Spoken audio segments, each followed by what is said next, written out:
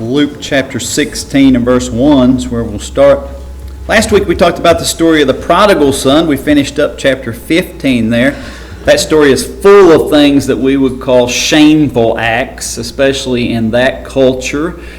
It was designed to help the scribes and the Pharisees see their lost condition there, but the sons had a shameful request, the youngest one there, to have his inheritance early. His father's not dead, and the father gives him a shameful response by actually giving it to him. Very shameful in that culture, knowing that they would just waste it. The son liquidates those possessions so he can have cash to travel with, and he wants to get it away from home, far away from home, to a Gentile area there where the heathens live, and he can live like a heathen, and he squanders that money on loose living and harlots, and very shameful act there. When it's gone, he intends to get a job and just continue on, but there's a famine in the land. There are no jobs to be found. He attaches himself to a citizen of that country who probably just felt sorry for him and gave him a little something so he wouldn't starve to death, but he won't leave. And the citizen does something very shameful too. He tries to run him off by having him feed the pigs and not pay him, and hopes that that would be disgusting to him and he'll leave, but he does it anyway because he's desperate. And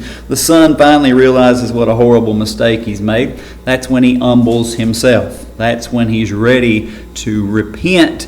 And he doesn't even feel worthy to be a son anymore. He's willing to be a hired servant back for his father there, a day laborer, which means he's willing to prove himself every day. Day laborers are only hired one day at a time, and then they get hired the next day if they do a good job and still need the work. And that's what he was willing to do for his father, to prove that he was worth that. And so the father's looking for him. You remember when he returns there, he takes all the shame on himself.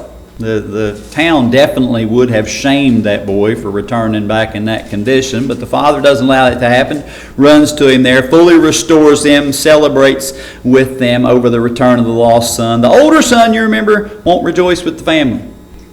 He won't rejoice with the family there. He's there, but he doesn't have a real relationship with the father either. And when the father comes out to him there, he tells him, he says, everything that he has is available to the oldest son. But it has to be accepted.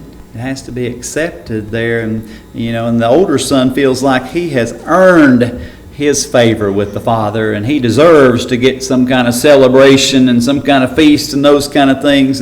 But Jesus leaves that story open-ended with the hopes that they'll realize, the scribes and Pharisees, that it's them that he's talking about, that they can't earn favor with God. You accept God's grace for salvation there. And it's that self-righteous attitude that keeps them rejecting God. And so this week we move to another question in chapter 16. The last three stories about the lost sheep, the lost coin, the lost son, or the prodigal son, they're all primarily directed at the scribes and the Pharisees. Even though there are others there in the crowd. But as you move into Luke 16, here, Jesus is directing this to his disciples specifically. And again, there are other people there. The scribes and Pharisees are still there, other people in that crowd, but they're still there. And that last lesson, the prodigal son, was something very shameful in society, and it reveals something wonderful about God's grace. How God deals with us even in our shame, and how Jesus bore our shame in his body on the cross and took that all upon himself, and of course it reveals something shameful about the false religions too. But the next lesson is really similar to that, different kind of context there, but the story, Jesus tells a story here that's also very shameful in society. The way this plays out, it's very shameful, and he's using it to share a lesson with his disciples, and he uses it, I believe, that shock, kind of that shameful thing that goes on to get their attention here. We're going to read it and then we'll come back and look together, but beginning in Luke 16:1, read all the way down through verse 13. And he said unto his disciples, there was a certain rich man which had a steward, and the same was accused unto him that he had wasted his goods. And he called him and said unto him, how is it that I hear this of thee? Give an account of thy stewardship, for thou mayest be no longer steward. Then the steward said within himself, what shall I do? For my Lord taketh away from me the stewardship. I cannot dig. To beg I am ashamed. I am resolved what to do, that when I am put out of the stewardship, they may receive me into their houses. So he called every one of his Lord's debtors unto him, and said unto the first, How much owest thou unto my Lord? And he said, 100 measures of oil. And he said unto him, Take thy bill, and sit down quickly, and write 50. Then said he to another, And how much owest thou? And he said, 100 measures of wheat. And he said unto him, Take thy bill, and write 80. And the Lord commended the unjust steward, because he had done wisely. For the children of this world are in their generation wiser than the children of light. And I say unto you, make to yourselves friends of the mammon of unrighteousness, that when you fail, they may receive you into everlasting habitations. He that is faithful in that which is least is faithful also in much, and he that is unjust in the least is unjust also in much. If therefore ye have not been faithful in the unrighteous mammon, who will commit to your trust the true riches? And if ye have not been faithful in that which is another man's, who shall give you that which is your own? No servant can serve two masters, for either he will hate the one and love the other, or else he will hold to the one and despise the other. You cannot serve God and mammon. So, the story here, a wealthy man, right, has someone who is managing his affairs. That's what the steward is. He's managing the affairs of this wealthy person there. But the steward is corrupt there. The prodigal son had wasted his father's resources there without planning anything for the future there. And, remember, prodigal just means wasteful extravagance or reckless spending, right? Spending resources freely or recklessly. That's what prodigal is. Now, he happened to be spending his recklessly on a bunch of sinful things, the prodigal son did, but any type of reckless spending could be considered prodigal activity there. And that's what's happening with the steward here. This is, I know we know this usually as the unjust steward, but he's a prodigal steward. He's been wasting his boss's money, the Lord of the house there. And so he's been wasting what's been entrusted to his care, and now he's doing something corrupt to try to save his hide, because he's going to lose his job. He's trying to make some provisions for his future there. I want you to look back at verse 8, though, because this is the shock of the whole thing.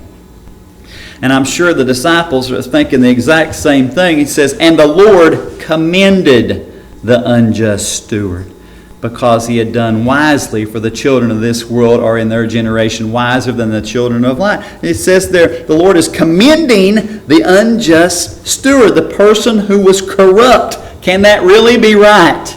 Right? Well, it is. We're going to see why as we go on, right? But it seems, odd to us, because Jesus is telling them to be like the immoral and dishonest steward.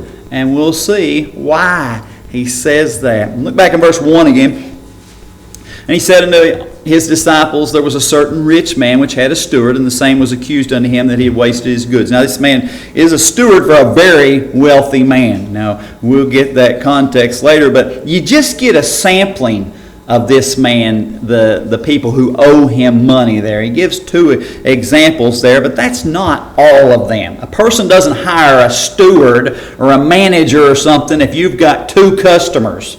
Right? You don't need that. You can do it yourself. Right? That's not it's just a sample there. And so this man is in the business of loaning out goods on usury or interest there, and that's the idea there. And he's got many investments there, and part of that interest will go to pay his steward or his manager. The rest of it will go into his own pockets. It's for his own benefit there. And so, this steward's handling kind of the day-to-day operations. That's what he's doing. The owner isn't there all the time. It's kind of reminds you like a bank owner. You go into town there, chances you seeing the owner of that bank is pretty slim.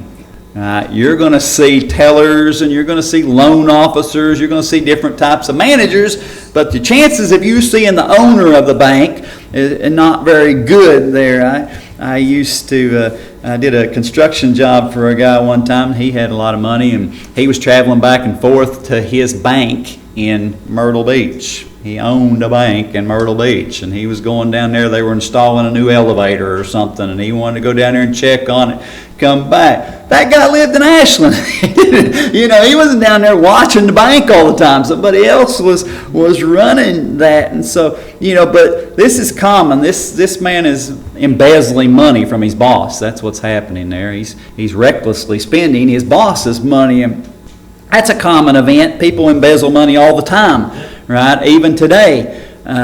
I used to deliver mail to a business. The business isn't there anymore, but I would deliver mail to this particular business, and they got a certified letter every month from this same lady. And I knew the lady. She used to work there. And every time I'd bring it in, they'd sign for it, and it was always this kind of, oh, great, this kind of, like, and I said, why do you keep getting this certified letter from this person every month? And they said, she stole $40,000 that we could prove from the company. And part of her plea agreement to stay out of jail was she had to make a payment by a certain day every month, and if she missed one payment or was one day late, she was going to the pokey. They're going to put her in jail for it. And so she sent that certified letter to make sure they signed for it, and you could tell what day it was delivered by that there. But she had embezzled at least $40,000. They suspected more, because that was all they could prove, and so she was making an attempt to pay that back. But it happens all the time. We've heard stories, and they just come up with new and creative ways all the time to rob banks, and people make fraudulent loans to people that don't even exist, and they take the money and pretend like the people defaulted on the loan, as long as they're the ones covering up the paper trail and it don't get to the owner of the bank. But every once in a while, somebody sees a little glitch in the paperwork, and next thing you know, they start investigating. Next thing you know, somebody's going to prison again, and it happens all the time, right? But imagine a world, right, in Bible times where they don't have things like canceled checks. You don't have bank statements and credit card statements. You don't have those electronic, documents where you can prove things that have happened. It'd be much easier for people to manipulate the system and scam people in Bible days. And so, they did that. We see that with the publicans. Publicans, right, they scam people all the time with the tax collection process, because there wasn't really a good way to prove what the people paid, right? What the tax collector wrote your receipt for is what you paid, not necessarily how much money you gave them. And so they were very dishonest, very crooked, and happened all the time. So, the steward is acting on behalf of the owner at first, and a lot of times you would see in this instance there, he's going to be put out of the house, and he's hoping that somebody else will take him into his household, so he's living there. And that was common if you had maybe a lot of servants, maybe a lot of land that you were in charge of, and he would oversee things like the crops, planting, harvesting, make sure the servants were distributed. I can't talk this evening. Distributed, and maybe if you needed to hire day laborers, this person would take care of that. He was responsible to make sure they were all fed and taken care of and different things. And of course, he would handle any outstanding debts and the collection of those, and the owner didn't have to do that. Now, if you had a person that was a faithful steward, right, that made it really nice for the owner. Right, for the Lord of the house there. You take somebody like Joseph, you look over in Genesis chapter 39, in verse 4, you remember Joseph was, when he was sold into slavery there, he ended up in Potiphar's house, and then later on with Pharaoh. But when he's in Potiphar's house, that was a tremendous blessing for Potiphar, for him to be there, because all of that stress of managing those affairs and the household and all that went away, because Joseph was an excellent steward and an excellent manager of those things, and everything he did, God was prospering. And Genesis 39, 4-6, he says, and Joseph found grace in his sight, and he served him, and he made him overseer over his house and all that he had he put into his hand. And it came to pass from the time that he had made him overseer in his house and over all that he had, that the Lord blessed the Egyptian's house for Joseph's sake. And the blessing of the Lord was upon all that he had in the house and in the field. And he left all that he had in Joseph's hands, and he knew not aught he had save the bread which he did eat. And Joseph was a goodly person and well favored. And Joseph was such a good steward in Potiphar's house there that he just basically forgets about everything. Right? He knows his wealth is increasing. He knows he's eating good, but as far as the food that they set before him, that's all he really knows. He doesn't even have a good count of it. Right? He just trusts him with that, and that's a blessing.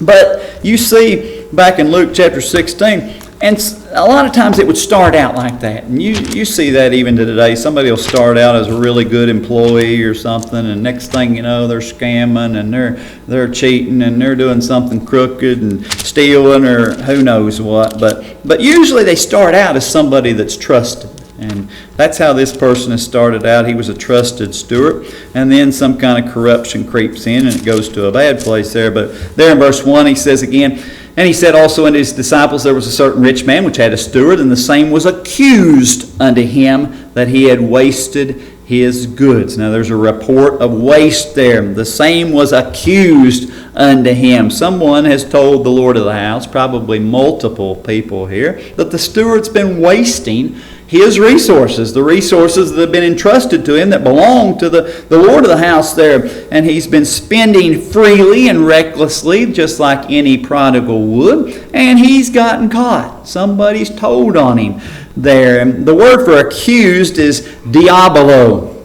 Right? We get our word diabolical. Right? It's not just little things, right? It's some really bad things that he's been involved in, and you know, we see a lot of petty theft in our culture today. Everything from people stealing time, right? Not working the whole time they're getting paid. They're supposed to be working, doing that. And things like even stealing supplies, people steal office supplies or gloves or glasses. I saw somebody one time, you know, at Ashland Oil, then when I worked a summer up there, when I was in college, they would allow you to take earplugs home. They had those little foam earplugs. They didn't cost anything, and you could take those home because their idea was that if somebody took those home and you were using them for shooting or something like that to protect your hearing, well, you couldn't come back on the company and say your hearing was damaged at the company, and they actually allowed you to do that, and you could use those for home use too,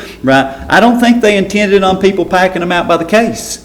Right? Those things came in a great big box, and I saw somebody pack a big box of those out one time. I don't think that's what they had in mind. You know, maybe a pair or two, right? But you know, you see stuff like that where people just steal things and that's wrong too. Right? If you're not allowed to take those things with you, but this is a lot more serious. This steward, things that he's involved with there. The word for wasted is diacorpizo. Right? It's the same word you see in Luke 15:13 when it talks about the prodigal son wasted his living. That's the idea, just really blowing his inheritance, and this man is just really recklessly spending his master's money, his resources there, and so it's not something that's going to be overlooked. It's not something, well, you know, don't let this ever happen again. He is going to be fired. Right? There in verse 2 he says, he called him and said unto him, how is it that I hear this of thee? Give an account of thy stewardship, for thou mayest be no longer steward. You're not going to be my steward anymore. That's what he's saying,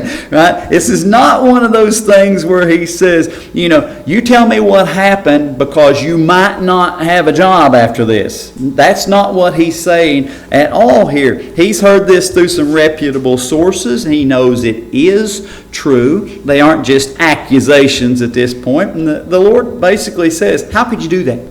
Right? You can't be my steward any longer. Right? But in the middle there, in the middle part of that, he says, give account of thy stewardship. There isn't a total lack of bookkeeping altogether in Bible days. They had records and things like that, and things were sealed and documents and certain things like that. But they had those kind of things. But they have some records, but a lot of them are easily manipulated, especially if you're the steward and you have the ability to sign things for your master, the Lord of the house, and those kind of things, and do business on his behalf there. And so, the idea is the Lord of the house, they're really expecting this crooked and perverse steward who's been recklessly spending his money and his resources. Is he really expecting him to give an honest report of his crimes? I don't think so. I really, that seems really strange, because that's how all criminals act, right? You catch them doing something and you say, well, if you'll just go ahead and tell me everything you've done, it'll be a lot easier on it. And they just spill it all, don't they? No, they don't. What do they tell? Only the things you think they've already caught them in. Right? If you think they've already caught them in something, they'll go ahead and fess up to those things, but they're not going to volunteer any extra information, are they? And that seems like a really strange request there in the middle, right? Where he says, you've been accused of these things, I'm going to fire you. And in the middle he says, but I want you to go ahead and tell me what all you did wrong. Give me an account of everything that's gone on there. No, the steward's been self-serving for his own benefit. He wasn't concerned about his boss. He's concerned for himself. And so now he finds out that he's losing his job. He acts the same self-serving way that's consistent with his crooked and perverse character. That's what he's doing. Look at verse 3. Luke 16:3. Then the steward said within himself, what shall I do? For my Lord taketh away from me the stewardship. I cannot dig to beg, I am ashamed. He realizes it. He says, what am I going to do? I know that my Lord is going to take away the stewardship. It's not a question of I might get out of this. Right? He knows it's happening. And his future looks really bleak. He's in a desperate situation, just like the prodigal son was. When he ends up feeding the pigs there, he's desperate. And so, there aren't a lot of these type of jobs available at that time. There aren't a lot. Most jobs are what kind of jobs? They're physical labor, manual labor, those kind of things. You don't have a whole lot of pencil pusher jobs in Bible times. There's just no need for that kind of thing. And so, if you lose a job, right, especially this kind of job because you're incompetent, right, it's hard to get another one for somebody else. Right? If you lose a job like this because you're a criminal, because you've been stealing from your boss, it's nearly impossible to get another one, isn't it? Yeah, word spreads fast. They're not going to hire somebody like this. And so, he sees what's happening and he says, my chances of getting another job are slim to none. That's like this. And he says, I cannot dig. Right, which means he either has some kind of physical limitation where he would hinder him from doing that. Maybe he's too old to be able to do that. He can't compete with younger men and doing those kind of things. But either way, he says that's not really an option for me to be able to dig. Right, and so if he can't get a steward job like he has, he can't do physical work. Then his only other option is to beg. Right, to beg. Right, but he says he's ashamed to do that. Maybe too proud to do that. Right? And he's in trouble. He comes up with a plan, though. Look at verse 4 through 7. He's going to provide for himself, and he's got a plan. He says, I am resolved what to do, that when I am put out of the stewardship, they may receive me into their houses. So he called every one of his Lord's debtors unto him, and said unto the first, How much owest thou unto my Lord? And he said, 100 measures of oil. And he said unto him, Take thy bill, and sit down quickly, and write 50. Then said he to another, And how much owest thou? And he said, 100 measures of wheat. And he said unto him, Take thy bill, and write 80. Now, how is this unjust steward going to provide for himself after he gets fired? Well, he's going to take advantage of his boss one more time on the way out the door. That's what he's going to do. He doesn't get fired right away. He gets a chance to give an account, tell all the bad things that he's done, and he says, well, I'm going to get all I can get on the way out. And that's his plan. And so, like we said earlier, this isn't just two people that he does this with. In verse 5, he says he called every one of his Lord's debtors unto him. He does this for every one of them. And this is a really rich man, and there's probably a bunch of them. We just get these two examples here. One has a debt of 100 measures of oil. And he changes the man's bill to 50 measures. Cuts it in half. That's a big deal. It really is. The word for measure is batos. It's the same word in the Hebrew in the Old Testament as a bath. Right? A bath. Right? And we won't read it. You can look over in Ezekiel 45, chapter 45, 10 through 14, where it talks about they measured oil in that way in baths and stuff. But it's somewhere between 7.5 gallons and 9 3/4 gallons, depending. They measured different ways, different times. But it's somewhere between 7.5 and 9 3/4 gallons of oil. That's a bath there. And so this debt is somewhere between 750 gallons and 975 gallons. Somewhere between 750 and 1,000 gallons of oil, olive oil. That's a lot of money and a lot of work. I read up on this here this week. In order to get 750 to 1,000 gallons of olive oil, a mature olive oil, after it's full grown, it's producing olives every year to that, you only get about 33 to 44 pounds of olives per year. Right? Those 33 to 44 pounds of olives will give you between 3 and 4 liters of oil, which is roughly about 1 gallon. One tree gives you 1 gallon of oil if you harvested every olive just for oil and crushed them and made the oil out of that. So one tree for each gallon, which means they would have to harvest somewhere between 750 and 1,000 olive trees all year long to pay off this debt. That's a lot of money, and he's just cut it in half. That's a big deal. The other one has a debt of 100 measures of wheat. And he changes that man's bill to 4 score. A score is 20, so 4 scores 80. Right? He changes his from 100 measures to 80. Not as drastic as the oil, but still that's 20% for doing nothing. He cuts his bill down. And, I realize sometimes people don't appreciate the Greek and Hebrew references that we use sometimes, because it's a little, I understand it's a little boggy and you can't remember all those words and stuff, but I hope it's helpful. And this is one of the reasons why we do those things, because we want to rightly divide the word of truth. You see in English, there's 100 measures of oil and there are 100 measures of wheat. Right? Now, you take that, those are not the same word in the Greek. And that's important because in Revelation 6:6, we talked about that when the worldwide famine's going on during the tribulation period, and they'll work all day for a measure of wheat, which is a little over a quart. It's what one person, an adult person, would consume in a day. That's that measure there. In Revelation 6, the word for measure is koinix, which is about a quart. That's the word. Now, the measure for here in Luke 16 is koros, which is not a quart. It comes from the Hebrew word kor, which is the largest measure, liquid or solid, of any substance. That's the largest measure they had to measure some kind of dry goods or liquid goods, a kor. Now I want you to get this. Here's what a kor is. Right? A kor is about 14 bushels.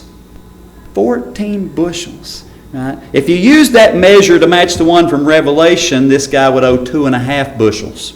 Right? If you use the one from the Greek, the right word, right, this man owes more than 1,400 bushels of wheat. And it's important to know which measure he's talking about there. This man has a huge debt. 1,400 bushels of wheat. I read this one. I couldn't find a Bible reference for this. But just in America, if you raise wheat here in America with fertilization and all the things that we have to try to enhance crops and stuff like that, for a whole year, An acre of ground produces about 37 bushels a week.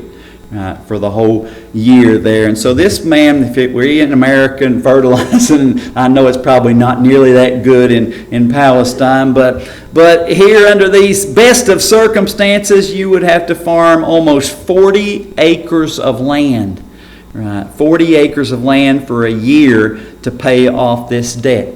And this man has just cut that debt from 40 acres down to 32 acres. Right? So it's a pretty good cut that he's giving him, a pretty good discount. Do you notice back in the first example there, the urgency of it? He says, take thy bill and sit down quickly. Right? It's time to change it, and I'm going to authorize it, and we got to get this done quick. Right? That's the sign of a con, isn't it?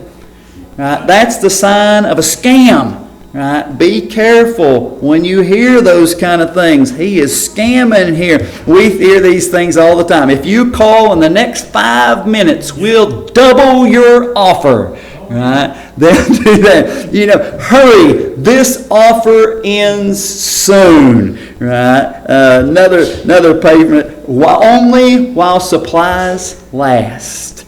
Right? One more. Only available for the first 50 callers. After that, we'll be out, right? And it's that sense of urgency. Now, I understand some of those things may be beneficial to people. If you've had time to consider it, pray about it, see if this is good and what you really want to do. But most of those people, they're trying to rush you into making a decision before you can think it all the way through. It sounds good. Everything they're saying sounds good. Go ahead. Buy. That's the sign of a con. Right? That's what this man is doing there. If you've ever gone to one of those timeshare things, where they'll give you free tickets to Disneyland or something, all you got to do is go listen to this hour presentation for this timeshare thing. No, that's about 4 hours of your life, and it's high pressure sales, and it's a bad deal. Don't do that. It's worth paying for the tickets yourself. but you'll know what I'm talking about. They want you to make a decision right then. And they pressure you to do that. But, it's not uncommon for debts to be discounted, even in Bible times sometimes, for them to give them some type of a grace. They have certain calamities, economic downturns. And we were calling about information on the mortgage on that house that we sold there a few months ago. When I called the 800 number, the first thing, it comes on this automated message, and you start, you got to pick your number, which one you want. The first thing that come on that message, if you're experiencing some kind of economic difficulty because of the COVID-19 pandemic, push 1. And then it give you all the other options. And they were given grace periods for people that were struggling. Some maybe had lost their jobs for a time and doing that. And they were doing that rather than having to foreclose on a whole bunch of houses. They were just extending their terms or doing something like that. Same kind of thing happened in Bible times. If you had a person who owed you wheat or owed you oil from olive trees or those kind of things, and you had a famine in the land, well, they're going to have a lot harder time paying back the debt.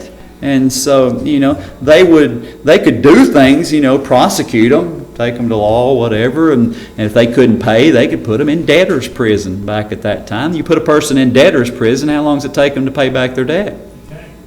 Can't. You make no money in debtor's prison, which means that person just sits there and rots in jail until they die. And the person that they owed money gets how much? Zero. They still get nothing. And so they did those kind of things. They'd offer them some kind of grace and give them a chance to get back on their feet, because it was at least an opportunity for them to get paid in the end. They did that. Are there any of those kind of extenuating circumstances going on here? Is there some kind of famine in the land or anything? Maybe these people that owe this big debt aren't going to be able to pay it off. No, those things aren't happening. He's doing this for all the debtors, so he'll have somebody that owes him something. Right? So they'll owe him a favor. Right? But in there in verse 8, the steward's showing them favor. So they'll be obligated to him in some way in the future. Right? So he'll have somebody maybe that'll give him a job, maybe some place to stay, some kind of help in the future. And then verse 8 again, he says, and the Lord commended the unjust steward because he had done wisely, for the children of this world are in their generation wiser than the children of light. The owner there, the Lord of the house, praises this man for this behavior. Now it's mind-blowing for these people in the crowd. They just can't wrap their head around that, why they would praise him for that, including the disciples that this is directed at, right? Because that owner didn't fire him right away. He assumes that he's going to give him an honest report of how much he's actually stolen from him, embezzled from him or whatever, and then he makes matters worse and cheats him even further, and then the Lord commends him for it. And they're thinking, no, how could you do that? Why in the world would the master praise this steward?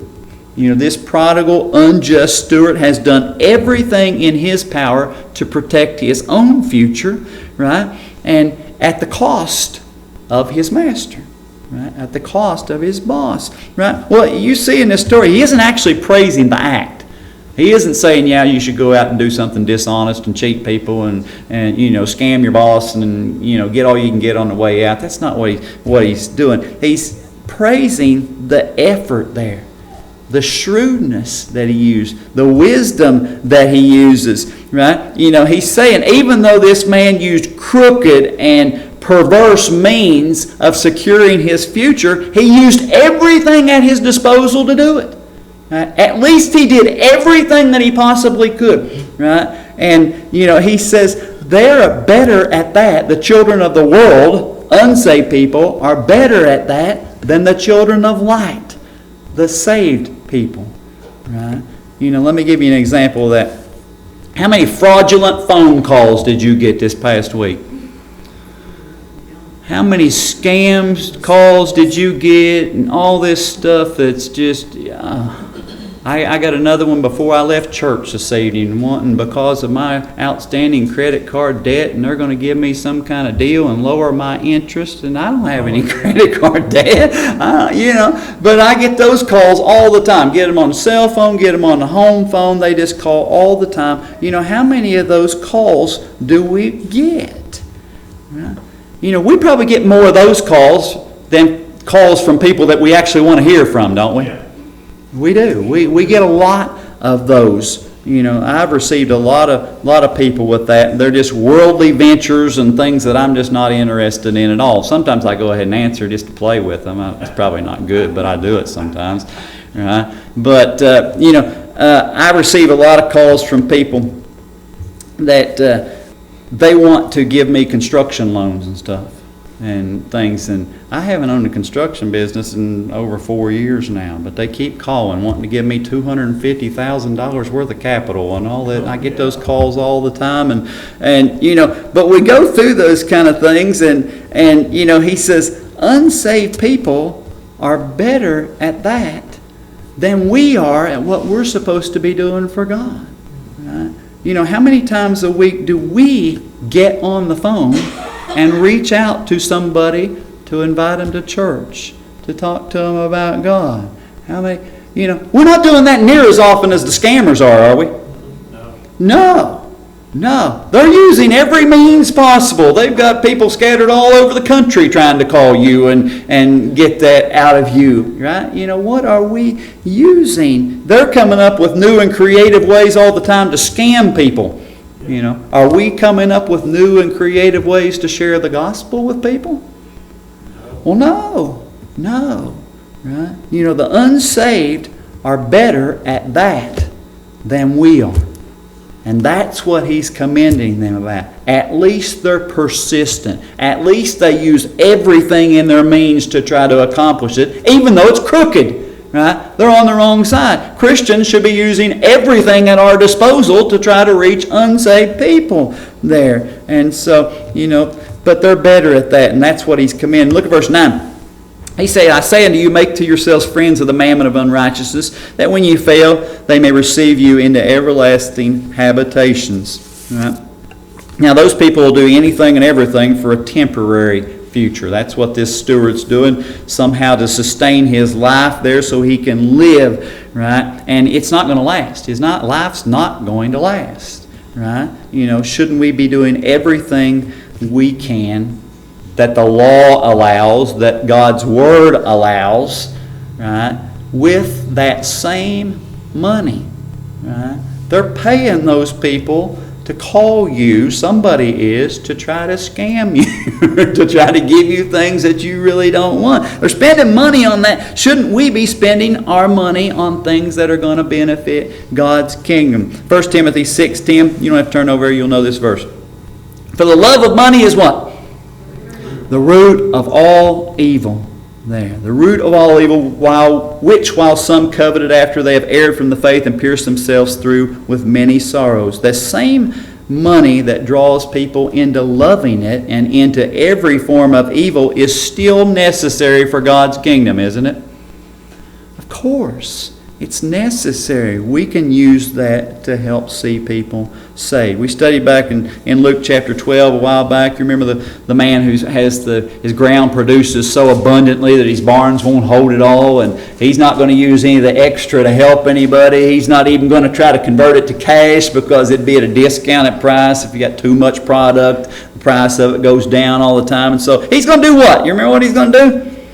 Tear down his barns and build greater. He's not going to add an extra barn because that'll eat up ground. You can grow stuff on ground. He's going to tear his down and build them up higher so he can store more stuff, and then he'll eat, drink, and be merry and live many days and be at ease and all that kind of stuff. He's planning for his future. He plans on kicking back and relaxing, but what happens?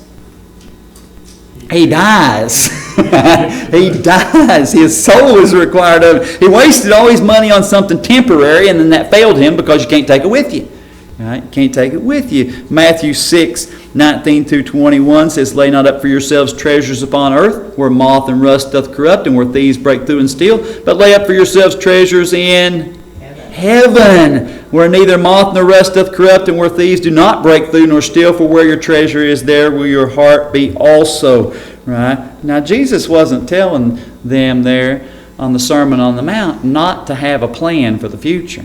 Right? We are to plan for the future. We are to save. We are to have some type of security in our finances there, because we see that taught in other portions of Scripture exactly that way. Plan, save, right? But the focus isn't on the temporary part. It's on the eternal part. It's supposed to be anyway. But, you know, what he's saying in those verses there, if you invest in the temporary, guess what? It's temporary.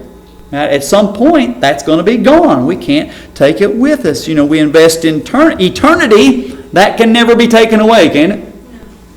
Never be taken away. We invest in ministries of the church here, right? Through tithes and offerings, those kind of things. Just general maintenance kind of things. Utilities have to be paid out of those kind of things, right? Things like egg hunts, things like vacation Bible schools, all of those type of things there. We also invest in ministries from our church, right? Things like the Gideons that we support, the Operation Christmas Child shoe boxes that come from our church, missionaries that are supported from our church. Those are all ministries that are going somewhere else, but they're from our church there. Those investments aren't lost, right? We can't keep track of what they're worth once they leave here, can we? We'll never know the effect of the money that we send to our missionaries, only in eternity. We get a report from them every month or two or quarter or something like that, and we see what's going on there, right? But you'll never know the impact that our resources have on their ministries here. Same thing with the shoe boxes. You can track and see where they'll go, but you have no idea how that could affect families, not just the children. Families in those places. And the same thing with Gideons and different ministries where they get Bibles into people's hands. And so those investments aren't lost. Right? We've just surrendered them to God, and we're trusting He's going to take care of it. But we prioritize our spending based on the length of investment, don't we? We do. We prioritize based on the length of investment. Now, I'll give you an example of that. If you had to choose between making your house payment or your water bill payment, because you couldn't pay both, which one would you probably pay? Well, I'd pay my house payment, right? If they cut my water off, I can maybe bum some from the neighbor. If they take my house away, what good will it do for me to have water? Right. Right? You prioritize based on that length of the investment. You probably paid on your house for years, and you probably plan on staying there for years to come if the Lord allows us to stay. And so you prioritize that. The steward originally invested in the short term. Right? You know, he had this prodigal life of just spending recklessly his master's money. Right? Now he's trying to invest in something in the future. Right? Something long-term there. The whole world understands that. They understand you prioritize based on the length of the investment, right? And how long that's going to last. Do we do that as Christians? As a whole, now I know a lot of you, if not all of you, I don't know all of your dealings or your business or anything like that, and don't want to know. But, you know, is tithing more important than your house payment? Yeah. Well, yes. Right? Yes. Now you ask a lot of Christians, is tithing more important than their house payment? And guess what they'll tell you? No. If I don't give my tithes to the church, I'll still have a place to live. Right? That's the thinking behind that. Right? Which is the longer investment? Is God's kingdom the longer investment? Or is the house that you have to leave when you die the longer investment? Right? We know which is which. Right? We don't want to admit that sometimes. You know, biblically, tithing is more important. Right? God can always give us another house. It just might be a smaller house, might be in a different neighborhood, right? And that's okay. That's okay. If God allows us to do that, God is going to take care of us. If He's first, He'll take care of us. In Luke 16:10 there, you know, some claim that if they had more, they'd give more. Now, if they had more money, they'd give more money. Right? Is that true? No, that's not true. Right? That's false. Unless you think Jesus is a liar, because He says that here in verse 10. He that is faithful in that which is least is faithful also in much. He that is unjust in the least is unjust also in much. Faithful people are faithful whether they got little or whether they got much. Unfaithful people are unfaithful whether they got a little or whether they got much. Right? Having more isn't going to change the heart. Right? The heart's still the same. If you've chosen to be faithful to God, it won't matter how much you have. That's the idea. More money won't change us in a good way. Only God can do that. Look at verse 11 there, Luke 16. If therefore ye have been faithful, if you have not been faithful in the unrighteous mammon, who will commit to your trust the true riches? Jesus asked this question there. If you're not faithful with the unrighteous mammon, which is just money, that's not going to go with us. It's worthless as far as God's. Other than the things that we can do for it with God's kingdom, there's no benefit other than that for eternity. Because you can't take it with you. Nothing you can buy, you can take with you. It all is going to pass on to somebody else, which means we're just stewards of it, right? We're just stewards of it, right? And he says, you know, if you can't be faithful with the money part, who would trust you with the important things? Right? There are much more important things than money. In Luke 6:38, right? It's an interesting verse. Luke 6 and verse 38. This is talking about relationships with other people. And you'll find this to be true. This is how you live your life. You'll find this to be true. He says, give and it shall be given unto you. Good measure pressed down and shaken together and running over shall men give into your bosom. For with the same measure that ye meet withal, it shall be measured to you again. He says, if you're very generous with other people, guess what? People will be very generous with you in return. They find out you're the kind of person, you know, that you give them a cup of flour and you're jamming that flour down in there and filling it plumb up to the top there, and you're giving them the whole thing as much as you can get in there, and that's how you live your life. Right? You're not just trying to give the bare minimum, scrimp by and, you know, fluff it all up and give them about half as much. No, you give them the good pressed down measure that way, and you'll find people will treat you that way in return. Not all people will do that, but a lot of them will. And they'll return that. That's a standard there between dealing with other people. You're generous with other people, they'll be generous in return, right? That's not the reason we do it, right? I don't give you something really good and pressed down, shaken together, so now you owe me. No, that's not the reason, but you'll find that to be true. Look at 2 Corinthians 9, verse 6, though. 2 Corinthians 9 and verse 6. This is talking about God's things in 2 Corinthians 9, 6, and 7. But this I say, he which soweth sparingly shall reap also sparingly, and he which soweth bountifully shall reap also bountifully. Every man according as he purposeth in his heart, so let him give, not grudgingly or of necessity, for God loveth a cheerful giver. If we're stingy when we invest in God's kingdom, we shouldn't expect a bountiful return, should we? No. No, if we're stingy with God's money and investing in God's kingdom, we shouldn't expect a great harvest of souls, should we? Shouldn't expect to have a great impact for the world, for God's kingdom, if we're living that way. Back in Luke chapter 16 and verse 12, Jesus goes on, this is good. He says, if ye have not been faithful in that which is another man's, who shall give you that which is your own? Can't be faithful with what you've been trusted with that doesn't even belong to you, how are you going to get your own? When I was young, my dad showed me a tool chest that he had in his shop, brand new. It's one of them stackable ones. The bottom one's got drawers in it, a case, and then the top's got those drawers and a lid on it and all that stuff, and had a bar going down through the bottom part, and two locks, one on the top, one on the bottom. He showed me this tool chest. Right, it was locked. We never could even get in the thing. Brand new. And he opened it one day. I was still young. He took the keys, he opened up the top. When he opened up the lid and stuff and started pulling out those drawers, it's plumb full of brand new tools. Wrenches, screwdrivers, just every kind of hand tool you can imagine. Stuff that you'd use to work on your own cars and around the house and those kind of things. It's plumb full of that. Right? And he said this. He said, one day, this will be yours. Right? Closed them all back up. Locked the lid, locked the cabinet. He said, that'll be yours. Now, when we left for college, he gave us those tool chests. We took those to South Carolina with us. But, when I'd use my dad's tools, same kind of tools we'd use all the time.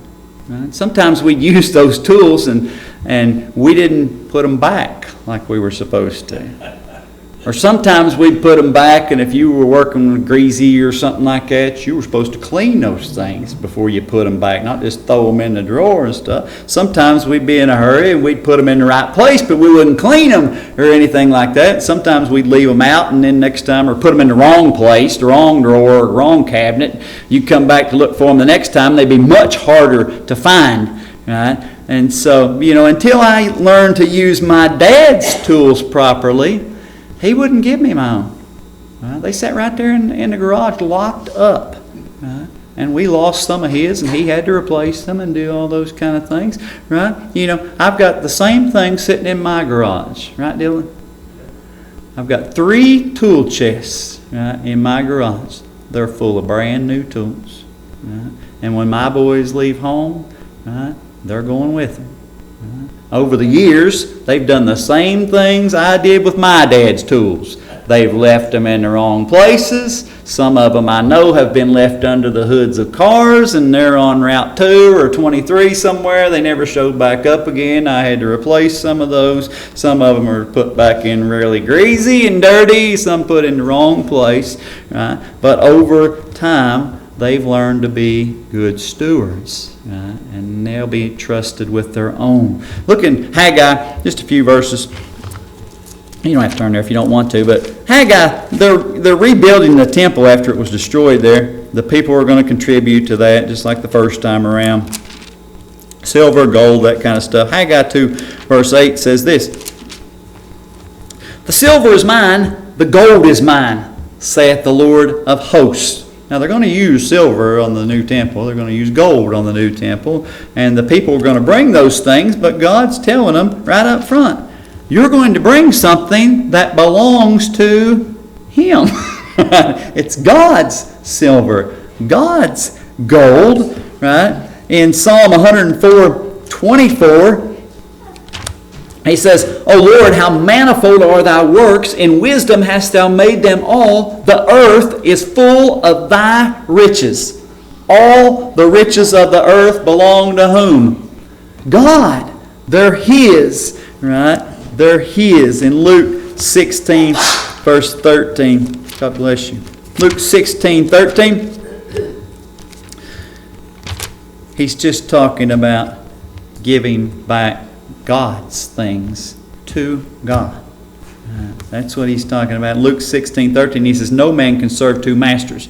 For either he will hate the one and love the other, or else he will hold to the one and despise the other. You cannot serve God and mammon. And we read that verse all the time. We talk about that verse all the time. You can't serve God and money, or God and wealth. Interestingly enough, the Bible says you cannot serve two masters. He's not saying two bosses. Right? You can have multiple jobs, can't you? Right? Different bosses. Right? That's not the word that he's using here. He's saying you can't have two masters. A master is a person who owned a slave, a bond servant. Right? If you were a slave owner, you owned a servant in Bible times, nobody else could own that servant unless you sold them. That's what he's talking about there. You only have one master at a time. A day servant could have 100 bosses. They could work one day for Joe, and one day for Gail, and one day for Dylan, and they could just travel all over the place. But if you were owned as a bond servant, you only had one master at a time. And that's what he's saying here. Either God owns us or the money owns us. Either God controls our life or money controls our life. You can't have it both ways. You can't be part one way, part the other. And interesting enough, there isn't any punishment in eternity if you don't use God's money effectively for Christians. There isn't any punishment in eternity. You're going to get chastised now. You're going to lose a lot of blessings now. There's not any punishment. You know, if we don't invest in God's kingdom, we don't invest in the ministries of the church, you know, we're not going to get punished for that in eternity. Right? We're going to lose a lot in eternity. We're forfeiting something good in eternity, rewards, right? But, you know, we can't invest in eternity after eternity starts. You can't wait until you've already died or the rapture's already happened, you get into eternity and you say, well, now, I want to invest in God's kingdom now. No, that's too late. That's kind of like wait until the day you retire and say, well, I'd like to go back and put money in that account so I'll have more now. Right? You can't do that. If you haven't been putting it in all along, you're just going to be without when you get there. And that's the same thing he's talking about with God's kingdom. Last few verses, 1 Timothy 6. We read the last part of this earlier, but I want to read these other verses. 1 Timothy 6, 7 through 10. Says there in 1 Timothy 6, 7, we brought nothing into this world, and it is certain we can carry nothing out. And having food and raiment, let us be therewith content. But they that will be rich fall into temptation and a snare, and into many foolish and hurtful lusts, which drown men in destruction and perdition. For the love of money is the root of all evil, which while some coveted after, they have erred from the faith and pierced themselves through with many sorrows. Nothing that we have here is going with us. Nothing that we've invested in God's kingdom can we ever lose in eternity. Okay. Any questions?